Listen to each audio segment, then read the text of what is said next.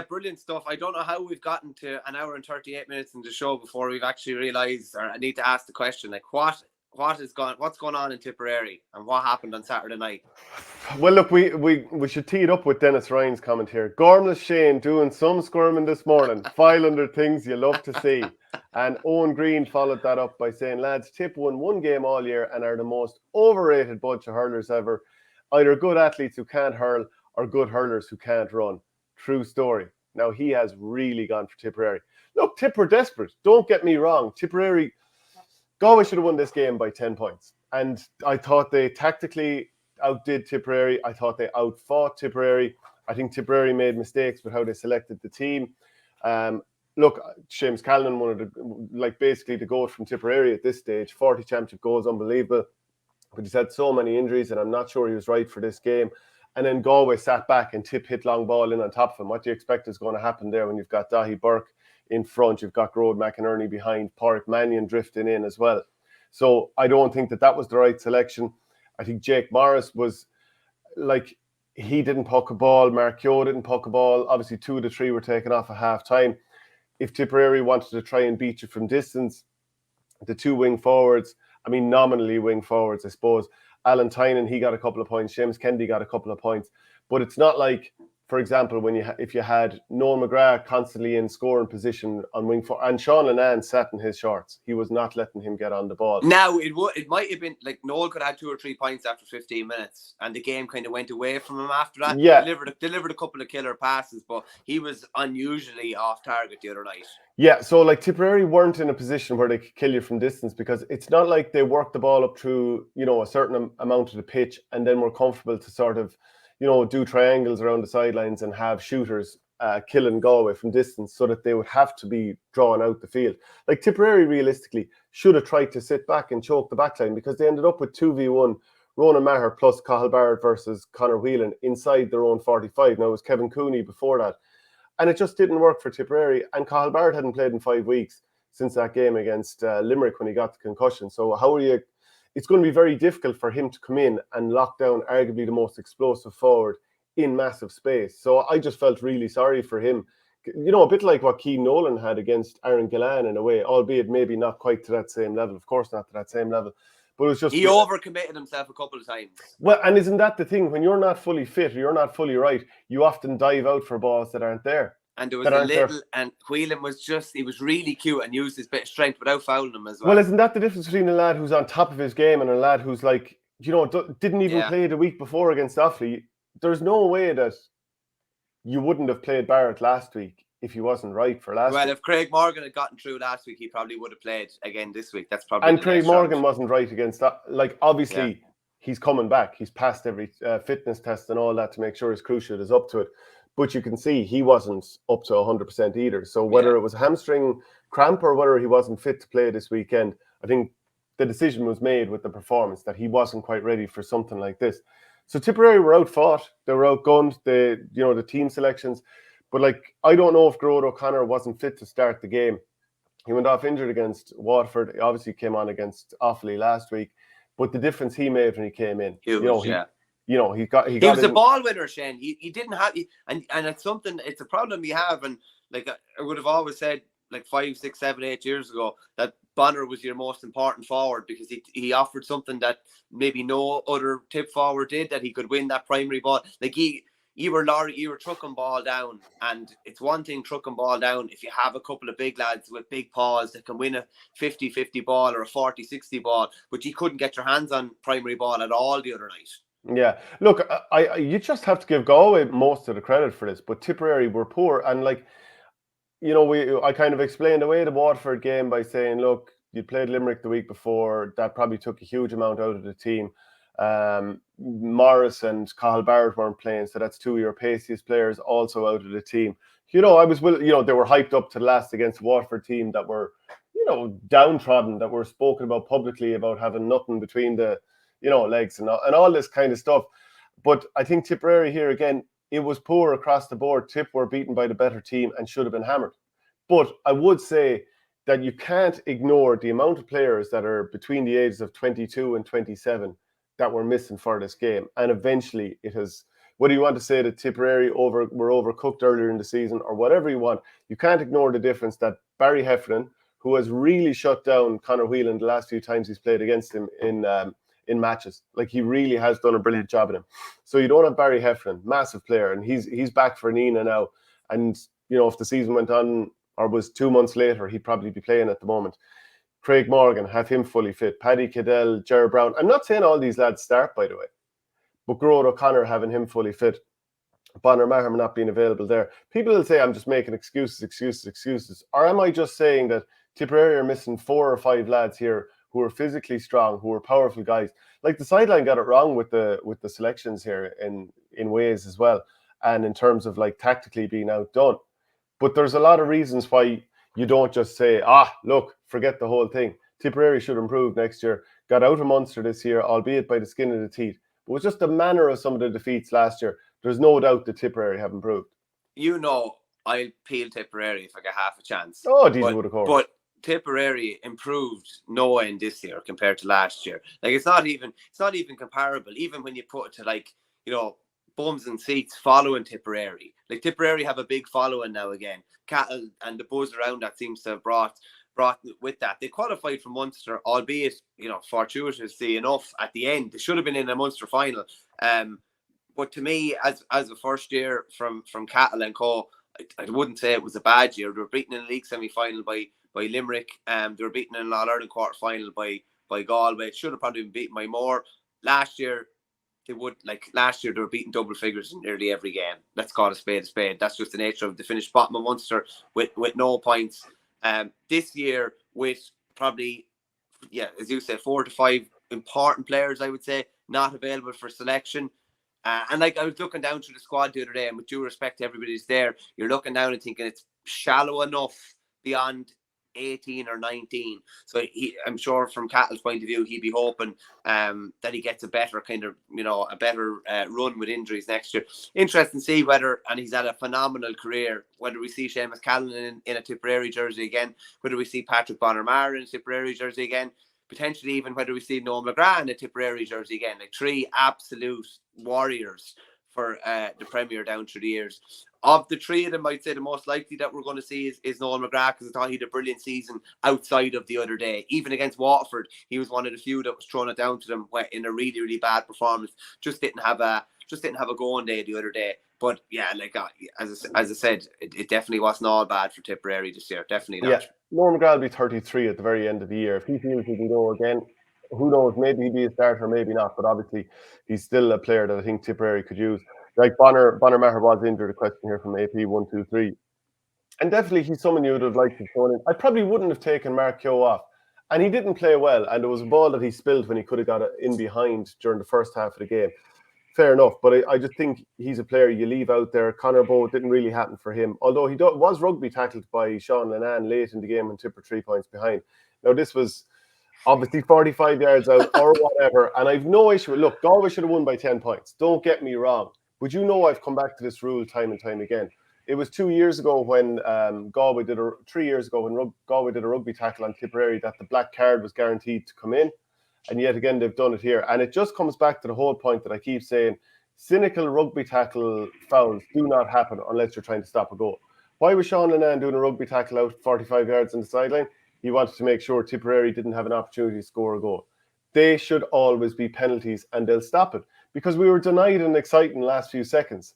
And I'm not saying it out of bitterness, but it's ridiculous that this rule isn't everywhere on the pitch. I keep saying it. Like, defenders of the black card. Well, did it stop cynicism? No, it didn't. It stopped a good bit of cynicism close to the goal within that area. Yeah, but it doesn't go far enough. Yeah, outside of that, yeah, I don't think anywhere on the pitch. I'd probably be thinking inside the 65. Maybe. When does a rugby tackle happen? Do you ever see a rugby tackle at the top? No, you do. Never. Yeah, you definitely do. 100%. Why would it happen? To stop the play, just to stop the play and kill 30 seconds, and to ensure that what doesn't happen at the other end, team doesn't score. No, not like if the ball is on the far 45, it does not smell of a goal opportunity. It's just to break momentum a lot of the time. Yeah, but generally you're breaking momentum so that the other team can't get what they need, which is scores. The only way to stop these things is to punish them. No, I personally think that's way too far back. I would say inside the 65, I would say inside the attacking 65. I think, but what you're suggesting there is so far away from ever coming in. That will never come in, because But that doesn't mean it shouldn't, because even if they move it out to the 45 or the 65, then you'll start seeing the rugby tackles happen further up the field again, even more so. But sure, if it gets to that, we'll move it back 20 meters every time. If it gets to that, I don't think it will get to that. Absolute but the good question came in actually here. They just said to rate Cattle's year out of 10. I would probably say something like 5.5, 6 maybe. Yeah, a C. I suppose you'd rate it a C, basically.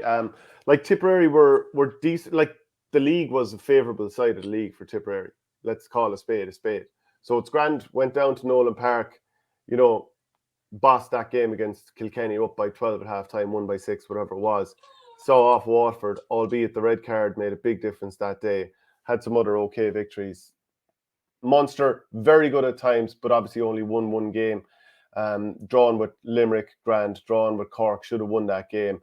And, again, you're talking about being down bodies, and Jason Ford was out for a while and all that kind of stuff. Terrible against Waterford. Terrible in the game the other day. And obviously the game against Offaly, is it even worth talking about? Of course, you were conveniently not here last week. Well, it's not worth talking about. But look, so I would say a C. I'm not overly impressed with Tipperary, but given the levels of disinterest that were in the county 12 months ago, and how disillusioned everyone was, people now are interested in the team again, and that makes a big difference. No, 100%, yeah, 100%. And listen, I think they'll build. It's just 2 of the last 3 performances were so flat, like just amazingly flat, really. When you consider what was on the line against Waterford and what was on the line against Galway, just very, very flat. And yeah, I don't know. Maybe does Cattle have a small bit of an issue with the element of peaking and timing the peak within a round robin? But when you're going in blood and guts, easy time to peak when you're over in Leinster. No, that's what. If you let me finish, I was just going to say. I won't. But with the blood and guts of Munster, I think the primary thing was to get out of Munster, and I think that everything after that was probably a bit of a bonus. But I do think they'll be, as I said, they probably will be missing a couple of elder statesmen next year, maybe. But they'll probably have a few other faces back. What do you make of this comment? Keep the pain going, Verney. Keep pulling the sun outside. But it's like this, P-Well 74. Like, today is one day, but Thursday will be another day, and next Monday will be another. You know what I mean? Like that, it'll keep going. It's not going to go away.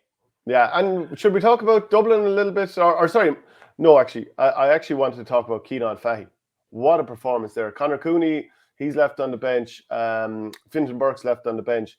Sean Lennon comes in, has a very good game. And I thought Keenan Fahy scored 2 points.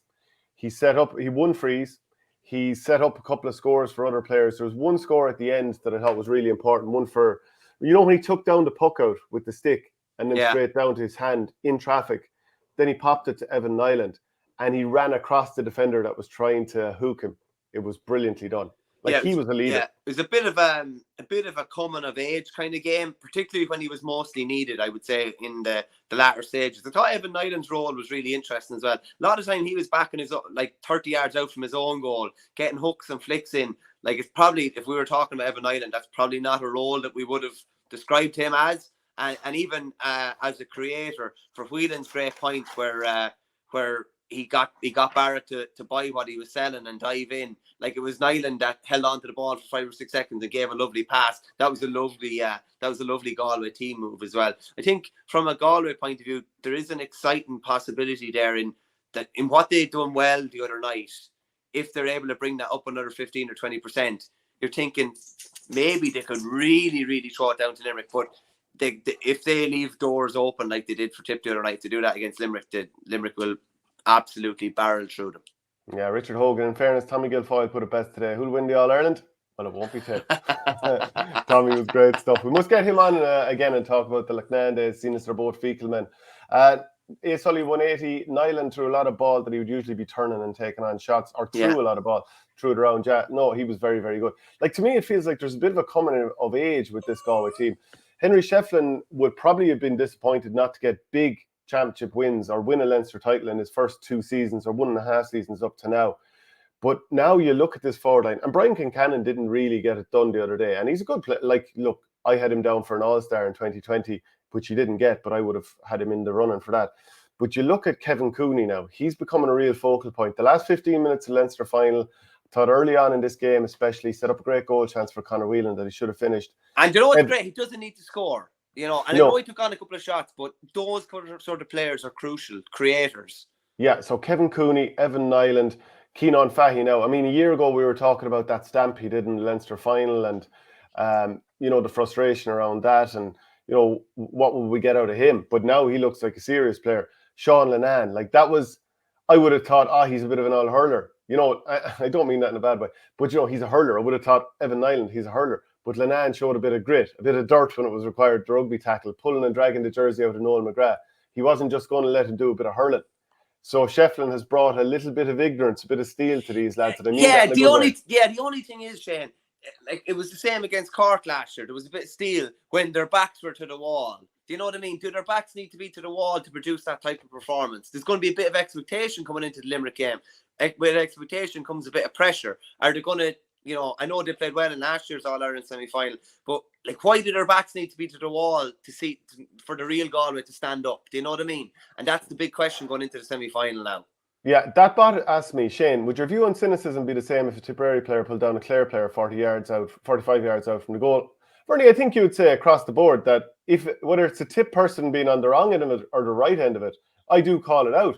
Like people were on about earlier in the year that I was giving out about head-high challenges from Limerick or whoever. Ronan Maher did the one on, was it Darragh Fitzgibbon? Straight away I tweeted, yeah, that should be a red card. So I think I'm pretty consistent with these things. No, he's consistent on that. He's a little more passionate when there's a Tipperary man in part, but he's consistent in fairness. Yeah. Is Ratton we haven't covered? No, we haven't done our go of the week yet, actually. Oh.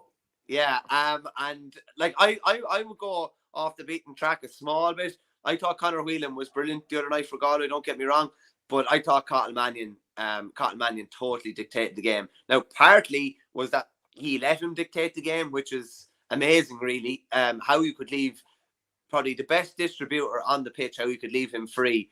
Like even if Callan or Keogh occupied Mannion and left one of the other lads free, left Grealish free or left Morrissey free, you'd say something. But I thought Cottle Mannion totally dictated the game.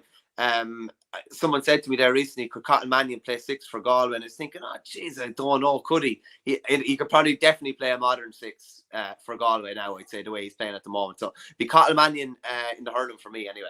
Yeah, it would be Keenan Fahy for me. I just thought he was absolutely brilliant. Like Conor Whelan, I know he scored, 1-4 from play, and that's franking his form from 1-6 in the Leinster final, and he's now probably favoured for hurler of the year. But to me, Keenan Fahy, to produce that performance when you've been sitting on the bench, and Liam Kerr in the football, 3-2 in the Tailteann Cup semi-final. I know Laois were fairly pitiful, but that's fair going. Yeah, Conor McCarthy for me, and I just think the way he plays now, the fact that he's a wing back, like I remember seeing him in Sigerson finals for UCD, like he's a left-footed wizard, corner forward. But the way football has changed now, he's as effective as an attacker playing wing back as he is as a corner forward, kind of where he would be bottled up. Thought he was brilliant, and he definitely had a couple of game-changing moments.